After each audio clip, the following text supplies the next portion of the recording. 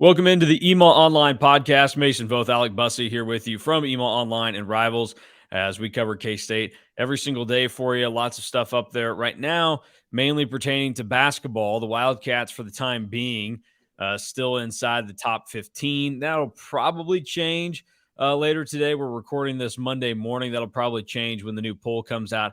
I imagine K-State drops to 16 or 17 would be my guess, just based off of the week they had last week. They do end up beating TCU by 21, but they also go on the road to lose to Texas Tech, and they become just the second team to lose to Texas Tech in the Big 12 all season. So a lot to kind of sort through right there. And I mean, we'll dive right into it. K-State loses 71-63 to Texas Tech, and it's the kind of game where teams that are league title contenders or teams that are in the upper tier of college basketball, even when they play their worst game that they can, but the other team lets them hang around, they typically find a way to get the job done, get over the hump, and win the game.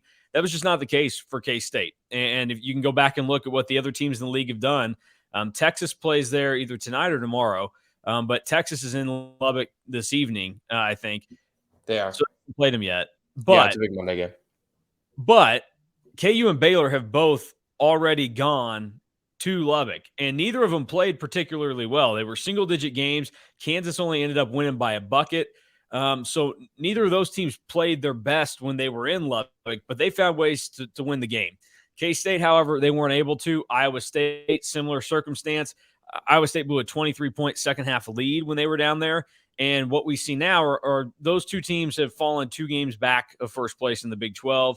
And despite some of the early opportunities that were there for them to maybe be in this Big 12 title race, they've kind of fallen out of it. And I think that's the main takeaway from Saturday. K-State's still a good basketball team. There's still a lot of good that they're going to have happen this season. But the takeaway now is like they were a pretender in this race for the Big 12 title. And it sucks when you get this late into the season, and this is when you have to find out. It would maybe be a whole lot easier if you were Oklahoma State, for example, who all of a sudden has turned it on as of late. And now Oklahoma State's tied with K-State and Iowa State for 4th, and they're 2 games out of the league. I bet if you talk to Oklahoma State fans right now, they're having the conversation about, hey, we're kind of in this thing. Whereas if you're in Ames or Manhattan, the conversation is much more along the lines of, wow, we really let an opportunity slip. Yeah, and I think it's frustrating when you think about the way that K-State kind of lost this game, obviously falling 71-63. I don't think really is indicative of how close the game was for a majority of the second half. It just felt like K-State couldn't really get it within one possession or take the lead when they did get it within one possession late in the second half. Obviously, we can hit on the turnovers, that being a huge issue, something that really kind of dates back to early in the season being an issue, and then they kind of fixed it. But now you're in Big 12 play, and again, it's starting to rear its ugly head. But to turn the ball over as many times as Kansas State did, 23 times, and that leading to 26 points off turnovers, I believe, for Texas Tech, or 28 points off turnovers for Texas Tech. I mean, there you go. I mean, that's the difference of the game. Jerome Tang said it pretty point blank, period, after the game. And it continues to be some of your best players who are turning the ball over at a really high rate. Marquise Noel turns it over 7 times. Keontae Johnson turns it over 5 times. Your backup point guard, Desi Sills, turns it over 4 times. Like, those are players that you can't have turn the ball over at that rate. And I understand that those players have such a high usage rate that they're going to turn the ball over at a greater rate than someone like Cam Carter or someone like David Gasson, or maybe even throw Naquan Tomlin into this equation, but he had 3 turnovers as well on Saturday. So you put all these things together, and it's really Kansas State, I think, kind of maybe showing some of the cracks that they had in terms of high-level, top-of-the-line players in Big 12 play. And I know that Texas Tech doesn't have those things, but think about the gap between Kansas State's maybe top 4 or 5 compared to Texas Tech's top 4 or 5. Maybe, it's not as big as Texas's might be when they go to Lubbock on Monday night. And, teams I think are starting to find ways to effectively defend against Marquise Noel. I know I've said this on the pod in the past. I don't think it's really that difficult to defend him. When you have a talented guard defensively, like Texas Tech does with a guy like Jalen Tyson or Davian Harmon, like, you just kind of stick that person on Marquise Noel and say, hey, don't let him do his thing. Mm-hmm. And if you don't have an elite guard, then you put a wing on him, and Marquise is going to struggle with that size disadvantage that he's going to have. And um, 5 film faults is out, I believe, this morning on the Mm-hmm. website. And I highlighted a few of his turnovers, and they're simply just trying to make dumb plays, leaving his feet in the air and not knowing where he's going to go with the basketball, trying to make a cross-court pass against a team that defense is designed to not let you get the ball to the weak side of the court. Those are the type of mistakes that Marquise Noel is making right now for K-State at point guard. And those are the type of mistakes that, quite frankly, he shouldn't be making against a defense that is the exact same schematically as K-State. It's the no middle defense.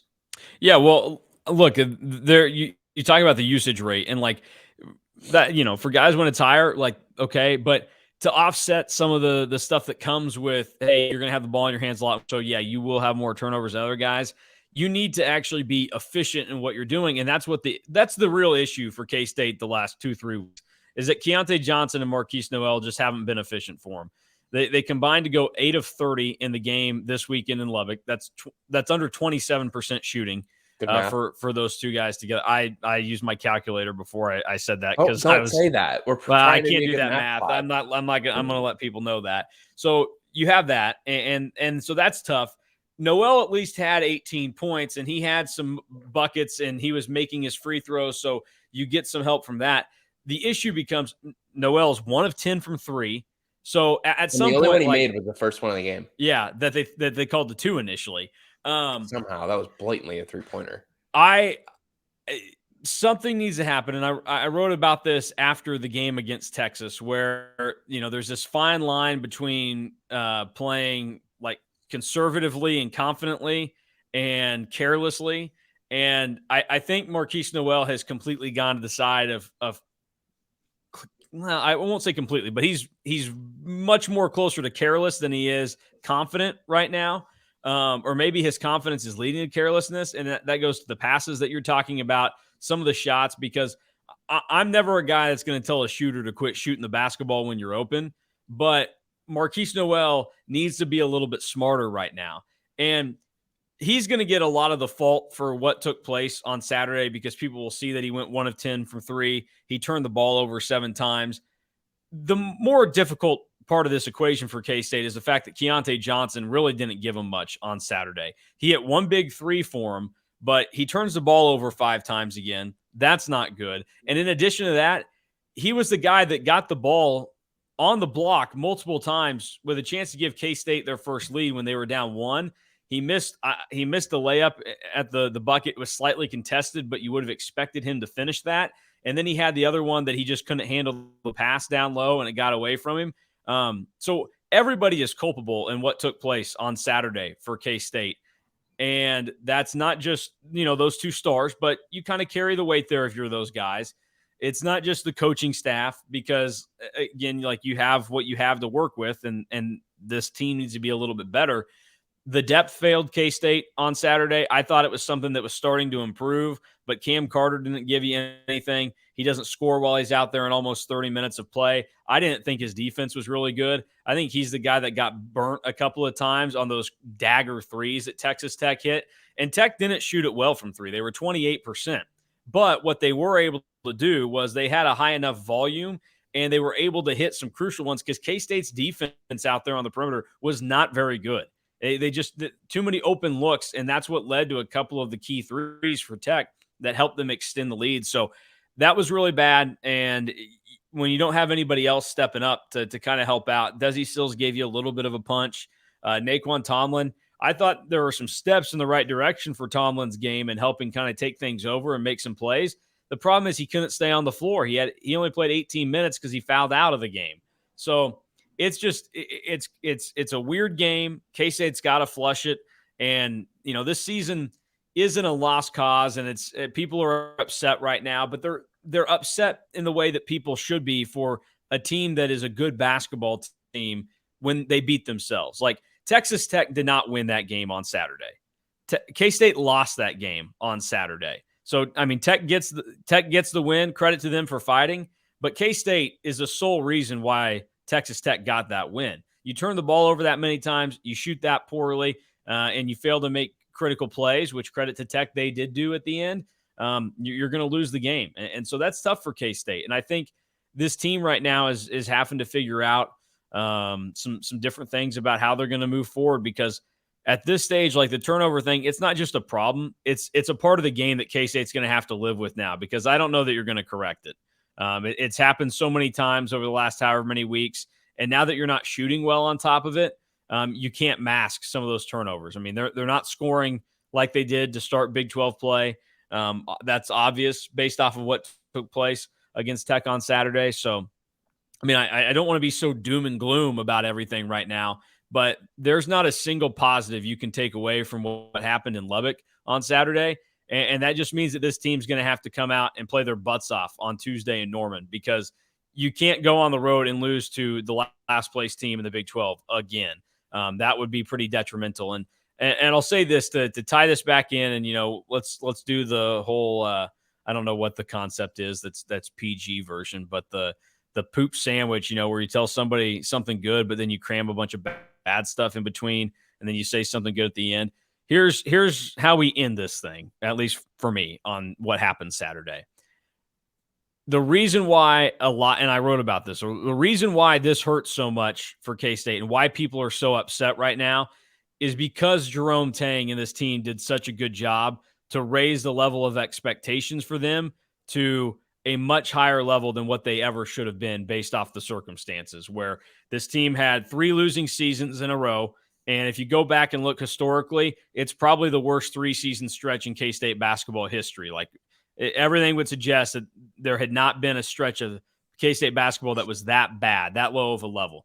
Brand new coaching staff, only 2 guys from last year's team returned. A lot of things that would lead you to believe that this team wasn't going to be good. That's why they were picked to finish dead last in the Big 12. And here they are. They're going to be a tournament team. They've been competitive in the toughest league in America. They've won some big games. They've beaten every team in this league at this point, except for Iowa State and Oklahoma, who they haven't played yet. So they've done a lot of good things. But the reason why losing to Tech sucks and why people are upset about it is because this team's expectations had been elevated so much. And I wasn't trying to use the word elevate just to make a point here, but that's a credit to what Jerome Tang has done, how successful he has been. And I don't want, like, I know that there was some chatter and everything about negativity towards the team and whatever else. Fans are going to be like that when things aren't going well. And also, nobody should have positive words after what K-State did on Saturday. There's nothing to say that was good from that game. And so there's no reason to sugarcoat it. Like, these are all grown men, the coaches, the players. I mean, I get it. We're supposed to act like college students or kids. I was an 18-year-old college student. I didn't feel like a kid. I handled myself like a man. So I can handle the truth. And they didn't play well on Saturday. But people are just temporarily upset in the moment of that game because of the elevation of expectations and how successful Jerome Tang and every player on this team has been this year. And now moving forward, I can guarantee you every single person that was pissed off and disappointed on Saturday night, they're going to have their butts on their couch 8 o'clock on Tuesday night to watch K-State play Oklahoma. And I can guarantee you that they're going to be in the crowd at Bramlage for the game against Iowa State on Saturday. So don't mistake temporary frustration with a terrible performance for, oh, this crowd and fan base is being nasty towards us, or they're turning on us, or, we've done a lot of good this year. That's not what that is. That's what fan bases do when you underperform in a game that expectations are you should go down there and win. And it would have been a totally different deal. I said this on Friday. If Tech won the game and they shot like 45% from 3 and they just had that magic level game, as Bruce Weber would say, and nobody was going to beat them that night, because that happens even with bad teams, then you can stomach that a little bit more. But in a game where K-State turns it over 23 times and Tech scores 28 points off of turnovers, that doubles what K-State did on points off turnovers. That's what the killer is. And that ultimately is why people are frustrated. And people have the right to be frustrated and deserve to be after Saturday. But now it's Monday. Flush it and get more focused on what's going to take place tomorrow night in Norman against Oklahoma. Take care of your business and see how the rest of the year plays out in the Big 12. Yeah, and to kind of go back to just this 2-game stretch that I think K-State was on here, going to Texas Tech and going to Oklahoma.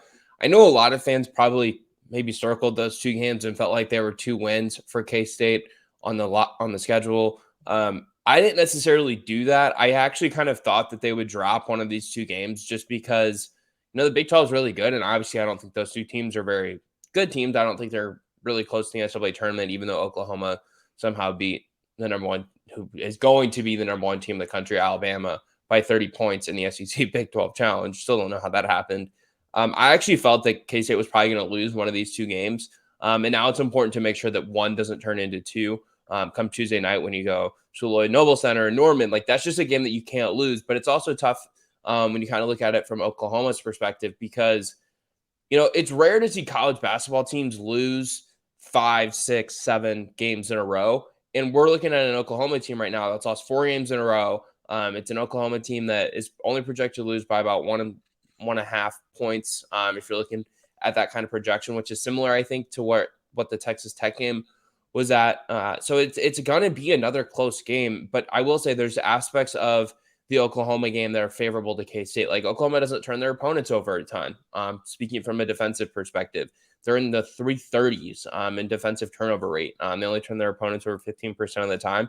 And for a K-State team that has turned it over at least 27% of their possessions in 2 of the last 3 games, 27% against Texas and 29.3% against Texas Tech, that's certainly something that should make you feel a little bit better about your chances at maintaining possession and not giving your opponent opportunities to score points off turnovers and get into the fast break and transition for points at the rim at the other end. But at the same time, too, like, it's a good opportunity for, I think, K-State to kind of show some toughness, show some reality of who this team is on the inside, because they've lost 3 of 4. They've lost 4 of their last 6 overall. And they've certainly hit a slide, like you really hit on there. And it's time for K-State to kind of be able to right the ship, I guess you could say. And you kind of look at what the rest of their schedule is. It's a good opportunity to kind of maybe get some positive momentum before heading into what I think is a really tough 3-game stretch to kind of end your season, playing Iowa State at Bramlage, playing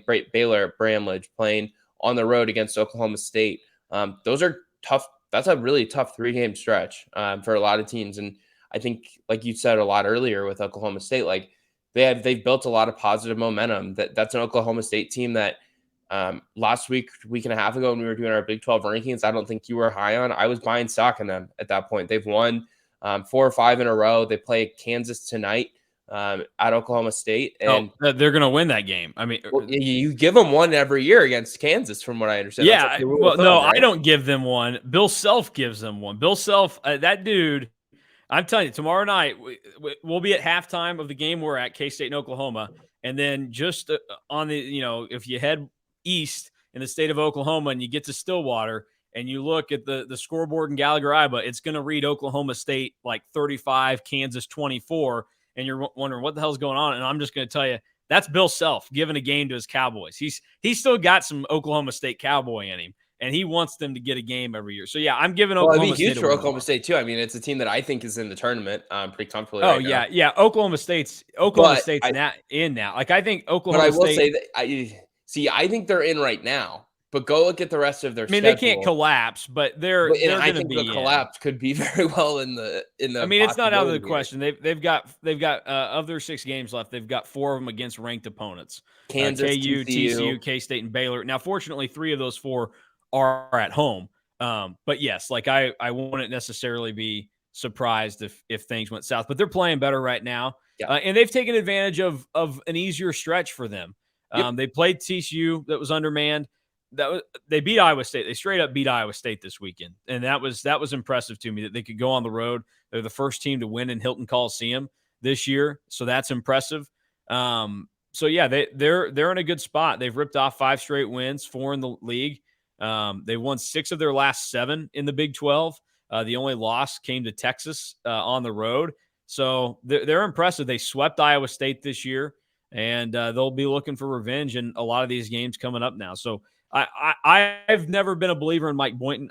I don't think that he's a great in-game coach. And I think that their style of basketball is the reason why they've never been able to get over the hump and actually do some good things under him at O State, aside from the year when Cade Cunningham's brother was on the staff, so they got their token NCAA tournament bid because of him. But I think that they are a good basketball team, and that's going to be a tricky one. That comes the last weekend in February that K-State goes to Stillwater. So Oklahoma State's a good basketball team. They're competitive, and all these teams are. Like I didn't go into OU and Tech and circling those as given wins for K-State, but they are games that you should win if you're a team of K-State stature right now based on how they've played this year. And they didn't get it done against Tech, and that's why it's so important for them to do it against Oklahoma, because if not, like, there are still a lot of tricky games left on the schedule, and things can really look different for the trajectory of K-State's season. Like, they're safely in the NCAA tournament now. They're going to be there regardless of what happens the rest of the way. Yeah. But keep the seeding high and keep the momentum going at a high pace, because if not, then it's going to have a whole different tune come the end of the season. Well, and if we can turn this into a bracket conversation here shortly, because I think that's where a lot of people kind of are looking at this point in the year as we get to the middle of February with Valentine's Day being tomorrow. Happy Valentine's Day. Send Mason and I all your love because we're not spending it with any loved ones except each other. I don't know. We haven't known each other that long. I wouldn't be throwing around the L word yet. Okay. If you look at like bracket matrix right now, it still has Kansas State on the 3 line along with Baylor, Virginia, and Xavier. I actually really like the Xavier team. They're a lot of fun to watch. But side point, I think Kansas State, someone texted me after they lost to Texas Tech on Saturday and said, you know who this Kansas State team reminds me of? Not necessarily in terms of maybe their talent profile or those things. He said, they remind me a little bit of last year's Auburn team that he was really high on for a while in the season, really liked come late January. He was like, that's like my team. We always joke about like teams that we adopt, teams that we really enjoy watching in the college basketball season. They change every year. Last year, Arizona was one of mine. This year, USC's become one of mine. But he really liked watching this K-State team because they were a lot of fun to watch for a whole long time this season when they weren't turning it over at such a high rate. Yeah. And he said, this is kind of reminding me a little bit of last year's Auburn team where they peaked maybe a little bit too early, where they peaked in January, where, you kind of want to be peaking now. You want to be peaking at the end of February, going into your conference tournament in early March, and obviously heading into the NCAA tournament. And I think that's kind of what we're seeing with teams like Baylor, Mason. I mean, you look at this Baylor team, and it's a team that has played really, really well for a really long time. They obviously got a really good win on Saturday at TCU. Were able to fight off a TCU run in the second half, and they were able to fight it off even more in the last couple of minutes. But it's a Baylor team. I think that if you really look at it, like, they're 2 possessions away from being a 1-loss Big 12 team.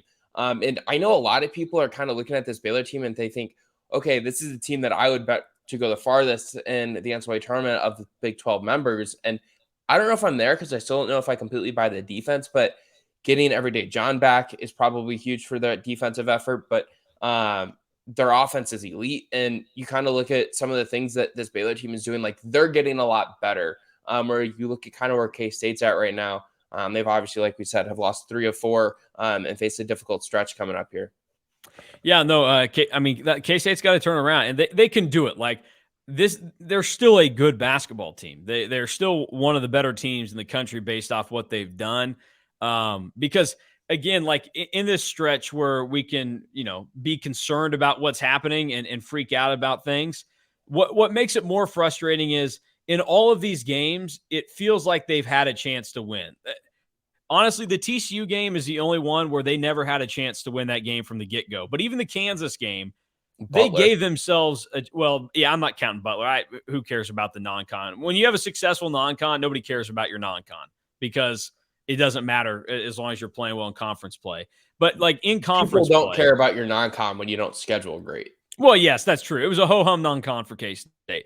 So I'm only focused on Big 12 play because that's all that matters once K-State got through it all. But like TCU's the only game they had no chance from the get-go. Like they shot themselves out of it early.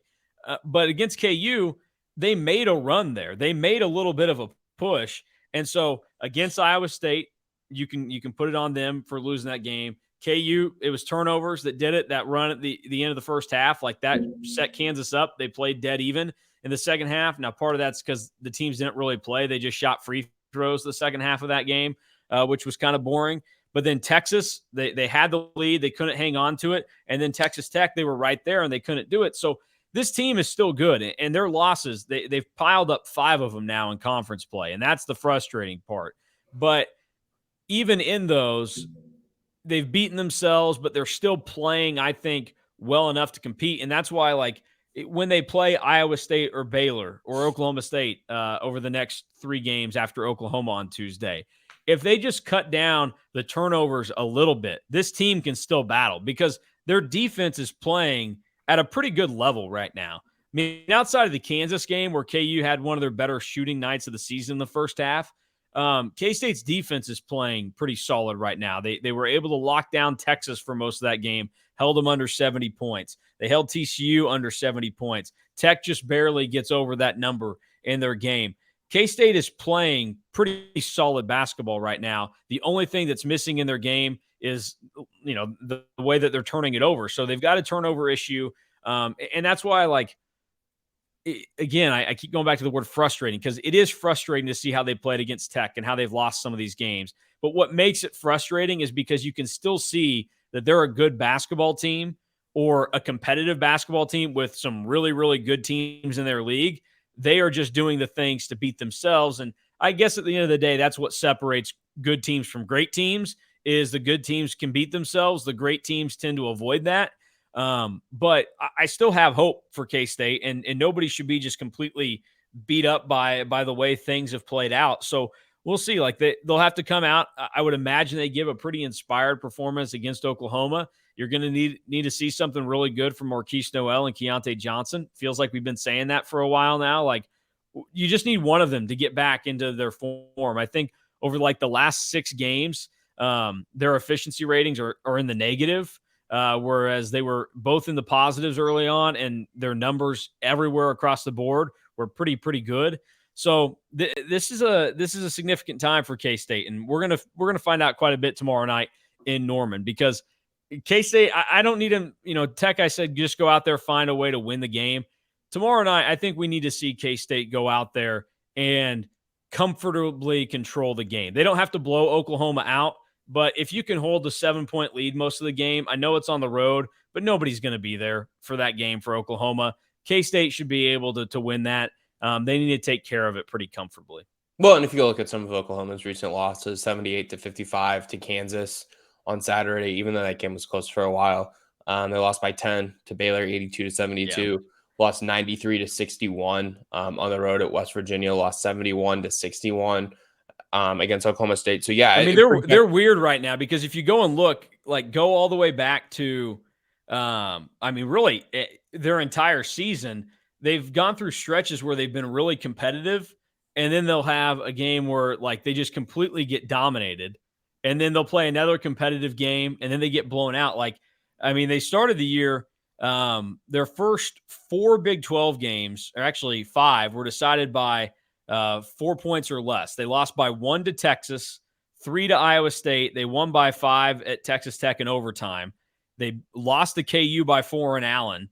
They beat West Virginia by 1, and then they were beat by 16 to O State. They lost by a bucket to Baylor. They get blown out by 27 at TCU. Then they blow out Alabama in the Big 12 SEC Challenge, which is the weirdest outcome of the season. And then they blow the game against Oklahoma State. Oklahoma State ends up winning it by 10. They lose by 32 at West Virginia. And then they're actually pretty competitive in that game against Baylor. It was only the last 5 minutes that Baylor kind of pulled away. And then neither team was great to start, and Kansas found it and Oklahoma didn't. They get crushed on Saturday. So this team, you don't know what you're going to get. It's a Jekyll and Hyde type of team where they're not always going to win the game, but they can keep it pretty interesting. And they're very dependent on Grant Sherfield to have a quality game and Tanner Gross to give them good production as well. And that's why I think it's going to be really interesting to see what K-State does to kind of slow down Grant Sherfield, because he's been one of their best players. And when he struggled in games this season, they have really struggled in games this year. He's really dominant with his right hand. He doesn't have much of a left hand. He likes to go right a ton. But if you get him going right, he's tough to stop, especially going downhill. He can pull up, he can finish. off the bounce. Like he's a really talented player, and he's been one of the better guards in the Big 12 that I think people don't maybe talk about that often. And then obviously, what Tanner Groves gives you. Like, he's someone who's going to be really efficient around the rim. He's shooting about 72% on close twos this season. He's not much of a shooter from farther out, only 6 of 20 on far twos. And he's obviously not much of a 3-point threat either this season, as you kind of look at things from that perspective, just going 18 of 60, but he will pull it. And that's part of the equation when defending against Tanner Groves. Like, he's not maybe going to kill you on the outside with his efficiency numbers, but he'll pull the trigger. And that's maybe as big of a concern too. So it's definitely a situation where this is a Oklahoma team that it could very well be dead. Like, they very well could be dead. They very well could have quit, and we may not see them win another game the rest of the season.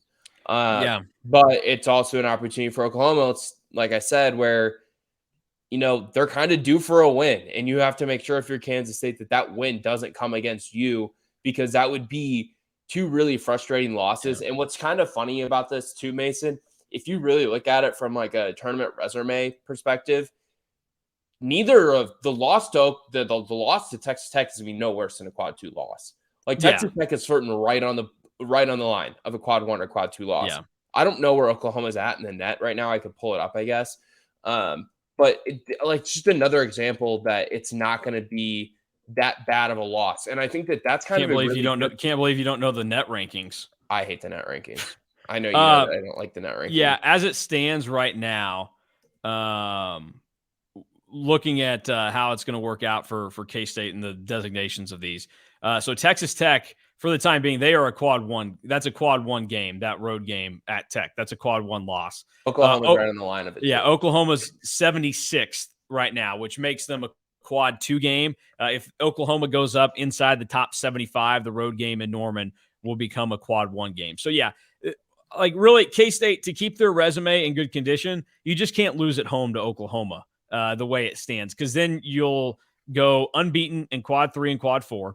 And then in quad 1 and 2, like, K-State's going to end up with a pretty solid record there. They're 7-5 in quad 1 games right now. The worst they can do in quad 2, if they lose to Oklahoma, they'd be 2-2 there. So they're going to be in pretty solid position with the way it works out. But it's just a matter of, honestly, to me, it comes down to maybe you see it this way, maybe you don't. But I view it as, we know K-State can be better than this. And I know that K-State is better than this, based off of how they played and how they've been able to compete and stay in games, even though that they've done horrible things with the turnovers and shooting to take themselves out of it.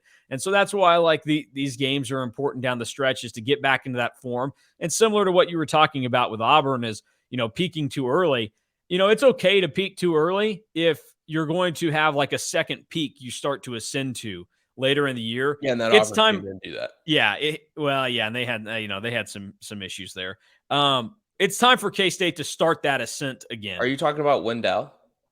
I'm talking about, I don't think those guys knew who their best player was. Yeah, that would be Wendell. That would be Wendell Green and Katie Johnson not knowing who the best player was. Yeah. Yeah. Hey, but that team was a blast to watch. Those two guys. And I don't know. I think Walker Kessler had a little bit to do with that too, but. Well, Walker Kessler wasn't a huge offensive threat, but mostly it was Wendell Green and Katie Johnson not giving the ball to Jabari Smith. But yeah, I don't know. We'll see. We'll see how it goes. I think, here's what changes real quick.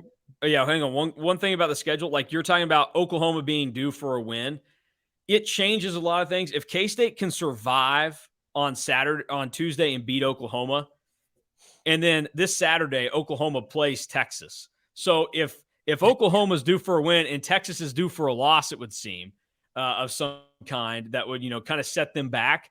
Like, stave it off enough so you're not the team that OU gets the win that they're due for. Like, that was the thing with some of the teams only have won 2 games in a row. If I know, but like Allen, that doesn't really count. That doesn't really count.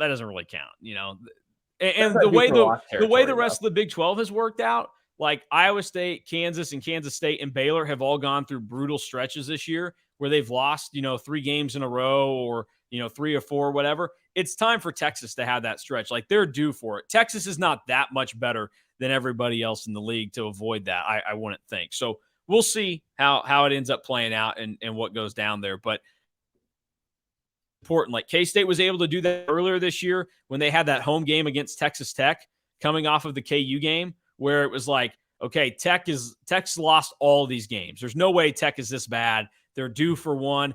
And fortunately enough, K-State was able to fight it off then, and it went long enough to where Tech didn't get it until Iowa State a couple weeks ago. But I don't know. We'll see where it goes from there. But you can ask your question now.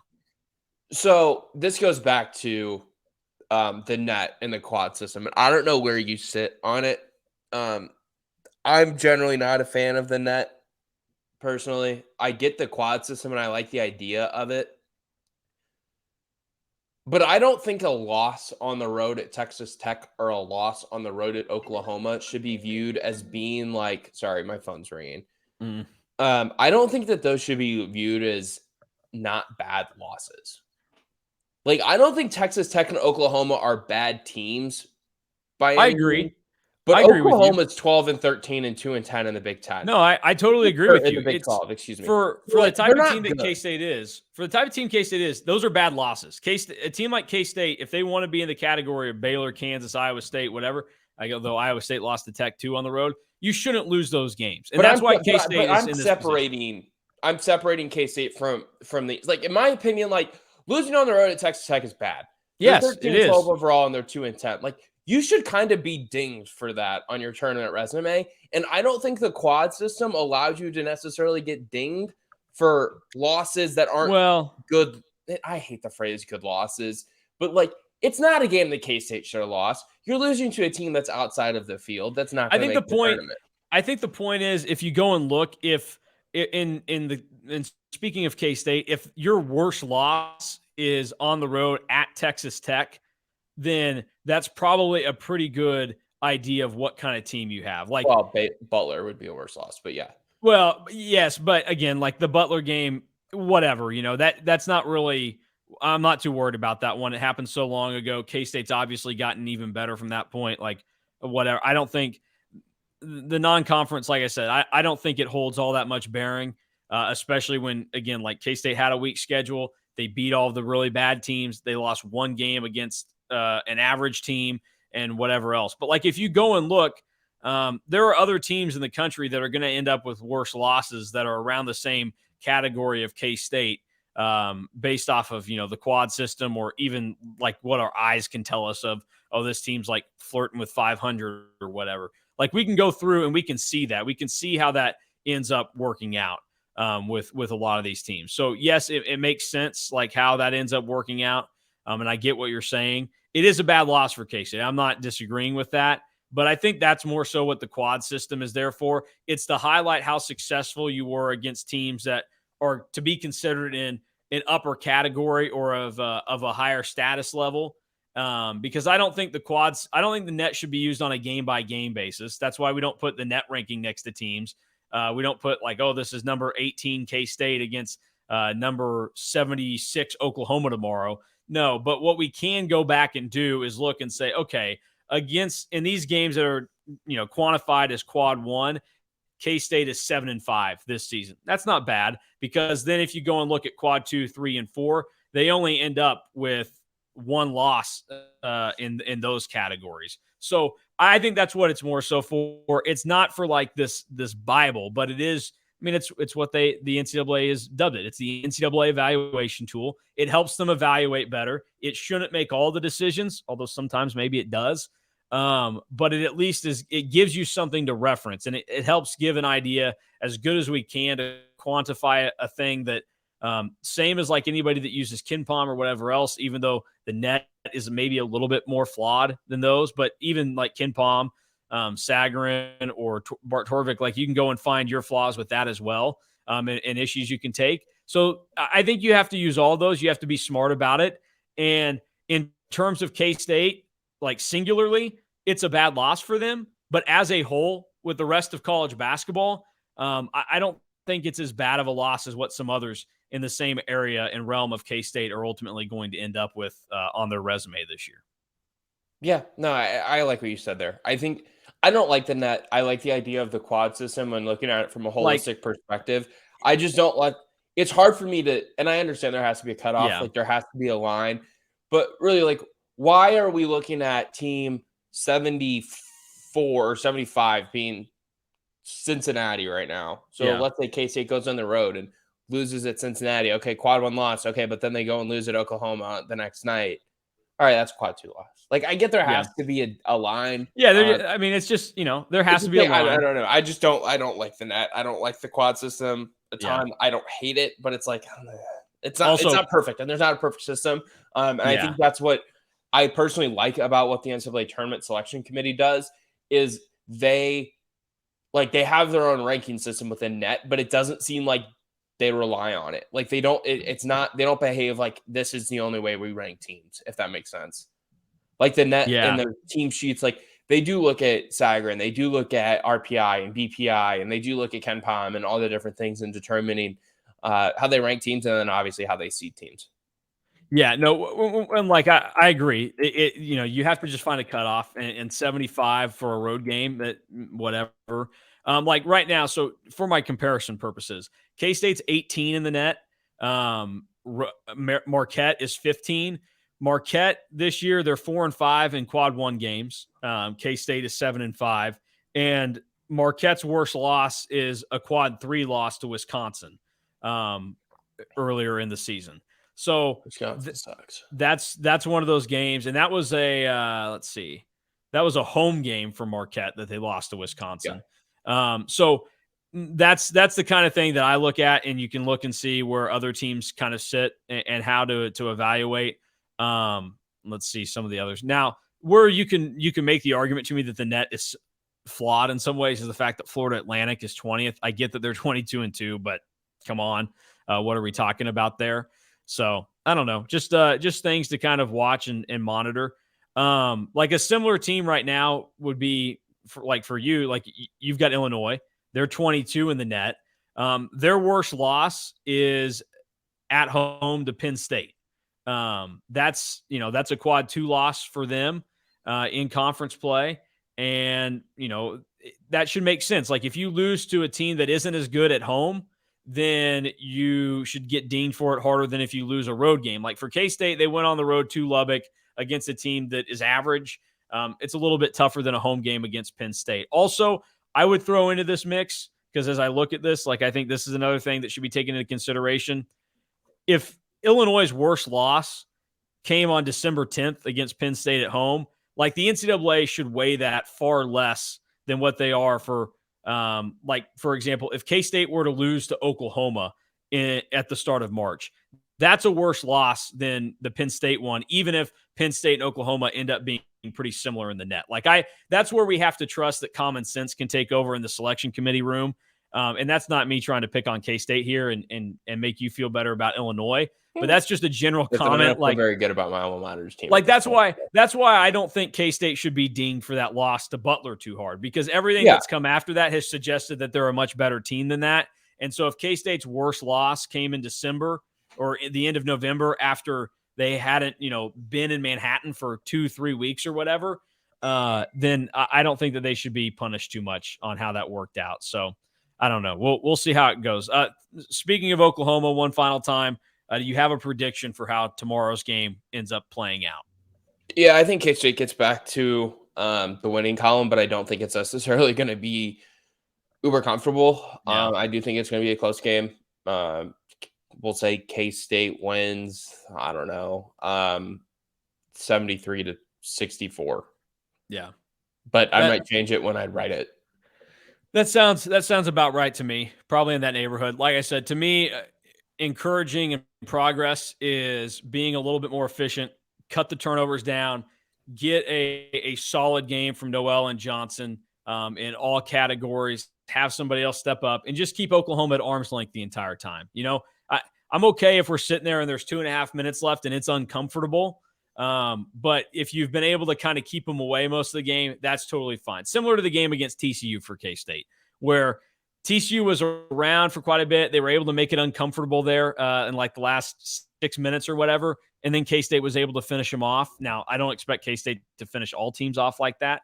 But I think that's what you're looking for tomorrow night. Progress that can set K-State up for a really important game against Iowa State. Bramlage is going to be packed on Saturday. It's the last Saturday home game of the year for K-State.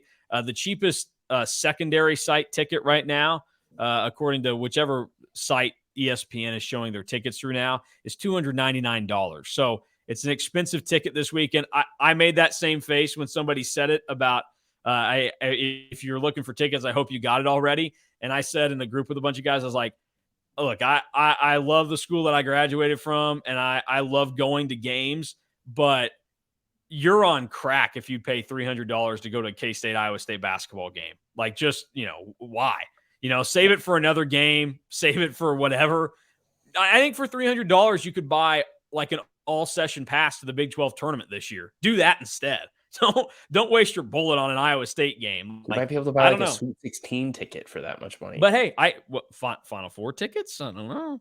Final Four tickets you can get for like $2 for the national championship when it's in a 100,000 seat stadium and nobody wants to go to the game anymore. But yeah, there you go. That's not to be a shot at anybody. If you bought a ticket, I applaud you for doing that. But my dad was he's very cheap in that. We would only go to a couple games every year. We were in the nosebleeds a lot. And I've kept up with that tradition where I just go, I'm not paying that much to go to that game. Like I've paid, 2019 season, K-State won the Big 12. Mitch Fortner and I, we bought $100 tickets to go to the game in Allen Fieldhouse. And even after doing that, I was like, am I an idiot? And I was, because I knew K-State was going to lose that game and I still wasted $100. But, you do what you do. So if that's what you do and it's $300 tickets to watch K-State play Iowa State, I'm proud of you. You should be applauded for loving the Cats that much and supporting them. But just know it's kind of crazy too to do that. Like save your bullet for something else. Unless you got the money to just throw it all over the place, like if you're, I don't know, Travis Kelce, show up on Saturday, Travis Kelce, and make the K-State fans happy again so they don't hate you for going to Lawrence. There you go. I can't imagine they have too much hate in their heart for Travis Kelce. No, they're probably over it by now. He probably did a couple things last night. Oh, real quick. Last thing I want to add here. Thoughts on the Super Bowl real quick. I want people to stop their complaining about the James Bradbury penalty that got thrown there at the end. Again, I'm not a Chiefs fan. I am a Cowboys fan, so maybe this seems biased because I don't like the Eagles. And I think Philadelphia, all their people are pretty disgusting and terrible. You mean like booing? You mean like booing someone who's accepting an award for charity work? Yeah, that was classless by those Chiefs fans in attendance yesterday. See what you did there. Yeah, I know. I know it was the Eagles fans, guys. Don't worry. It's so stupid to make that argument. And this comes from me, some have called me like a referee hater on social media, mainly the refereeing community. I stand up for you last night because guess what? If it's a penalty, the first play of the game, it's a penalty the last play of the game. That being said, can you admit that Duke got shafted? Yeah, they did. Because you wouldn't do it in our text thread, and that really bothered me. No, you missed it. I went back and said I saw another angle, and not only did he get hit like on the hand up top, which they say came after the buzzer sounded, but he also got hit in the body. It should have been a foul. It wasn't even close. He got assaulted. But I appreciate the fact that the refs threw that flag and they stuck with it, because not only did James Bradbury try to hold him once, he did it a second time, and it's a penalty. And I don't care if you thought it would have been caught or not. It was a penalty. Then he said after the game he did it. So no, I think after the game, I held it. Yeah, I know. Twice. And guess what? I'm proud of the refs for doing it. It was a penalty. Shut up. And I don't like the argument, oh, you can't call that in a moment like that. Yes, you can. If it's a foul, it's a foul. If it's a penalty, it's a penalty. Make the damn call. That being said, it was a real dud of a way to end a pretty entertaining game. I don't know. I mean, the Chiefs were going to kick a field goal anyways, so. Not necessarily. Other than the fact that they would have kicked a field goal, but but the Eagles would have had about a chance, minute left to go down the field and get into field goal range. And look, maybe I feel this passionately because I was somebody that held a ticket that said Eagles up at halftime, Chiefs win in regulation, so I didn't need overtime. Just saying, at the end of the day, I'm not a Chiefs fan. I have my brother-in-law is a Chiefs fan. Obviously, I have met a lot of people out here who are Chiefs fans. Gabe is a Chiefs fan. I am happy for all of you who are Chiefs fans that you got to win another Super Bowl and enjoy your golden era while it lasts for another 10 years because you have Patrick Mahomes, and it's never going to not be a thing as long as you have Patrick Mahomes, I think. Yeah. So continue to enjoy it. Congrats on the Super Bowl. And now let's focus on America's second best sport behind college football, college basketball. There you go. Some would argue it's the best sport in America. It is not. It is college football, but it's a close second. I told you, I think early in the season when we first met in September that I'm more of a college basketball guy. I enjoy college basketball games much more. If you gave me the option, you can go to a football game or a basketball game. I'm going to a college basketball game over it. It's Can I just ask how it it to you works out. this way? Yeah. Put yourself in the seat. You're 100% neutral. All right. Mm-hmm. You have no like rooting interest. Or maybe I'll put it to you this way. I'm gonna change it. You have Okay. a long lost friend who is from France Yeah. who wants to experience the most crazy American sporting event that you can possibly take him to because he's a big soccer fan in Europe. Yeah. And you're like, hey, like I get that. Like we probably can't completely match your soccerness Look, in I'm telling you, Europe. it's a personal preference. I know what you're Yeah, I going to know, I get ask. it, I get it. You Where take him would to a you college football game. what event would you take him to? You take him to a Like college it, football game. yeah, I would too. Yeah. Yeah. What school? I don't know. I mean, I think you could take him. You could take him to like some schools, like in the Big 12, even, and get like an idea of what it is. But like Like the Kansas? answer is, you have to take him to like an SEC school where the Like only thing Kansas, that they right? have. Yeah, yeah. Here you go. Here are some porta potties, and here's a half empty stadium. Whoa, whoa. I think the right answer is LSU for a night game at Death Valley, right? Yeah, that's what a lot of people would say. I think that's on the mark, but I also think that there's a part of it like, I don't know. I would take him even deeper into it. I think taking him somewhere like Ole Miss or even like Mississippi State, like I just think it's different, even in like those even more like smaller communities type deals. Because like even though, and I'm probably wrong on my assumption on this, but like you know in Louisiana, like they still have the Saints, and the Saints are a pretty big deal. And I get that like Baton Rouge isn't like in New Orleans or whatever, but they still have like other stuff going on down there. I think you have to go to a place where that's all you have, or like Like Knoxville. Auburn or Bama. Knoxville would be a good one, or Oh, yeah. Knoxville, good Well, call. Bama, they don't go to games anymore because they're too good. So that's Saban gets pissed about that every year. So I would go Knoxville. That's the one that I would end up going with, Yeah, even I though would have like loved to have been in Knoxville for the game against Alabama this year. yeah, I think That would that's have the been one so much because they fun. have like the best of both worlds going on. It's the SEC. They care a ton about football. They've been starved for success so long now, so you need something like that. I think that's the answer. But we'll wrap this up. Get out of here under an hour. A tight one today. We'll be back on Wednesday with another podcast. Stay tuned. Preview for the Oklahoma K-State basketball game this evening up on EMA Online. Full coverage tomorrow of the Cats and the Sooners, 8 o'clock tip, ESPNU. K-State needs to have it to get back on track and set themselves up for a really difficult stretch coming up with Iowa State at home, Baylor at home, and at Oklahoma. Or no, not, yeah, at Oklahoma State, right? Is my math? Yeah, that'd be right. Month is flying by. The month is flying by. The months are flying by because if you haven't, I'll announce this here just so everybody is aware and in tune. If you haven't seen my social media, yes, I will be welcoming a child into this world in August, Woo! everybody. So the months are zooming by right now. So there you have it. I got that news dumped out of the way, and K-State basketball is our only focus moving forward. K-State baseball does start this week, though. I look forward to following along with the Batcats until they lose a bunch of games that I look at the team they play and go, I don't know that you should have lost that game. And I punish a team that's playing baseball in Kansas in February for early season losses when you probably shouldn't do that. So there you go. I'm just like the rest of you. And we'll have plenty of coverage for you on EMA Online following K-State football, basketball, whatever else comes our way. That'll do it for Alec and I, and we'll see you Wednesday.